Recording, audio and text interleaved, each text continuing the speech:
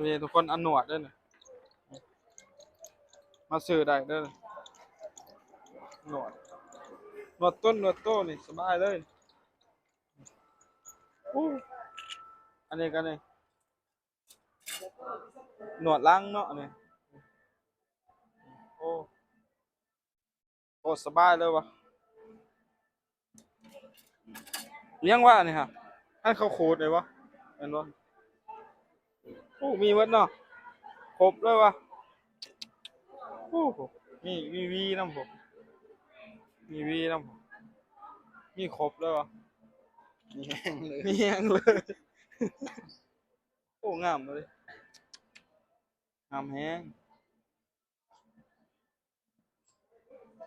ถูกโอ้ปักอะไรโอ้มีสางน้ำผมทิปของทิปเขามีเบิดวะ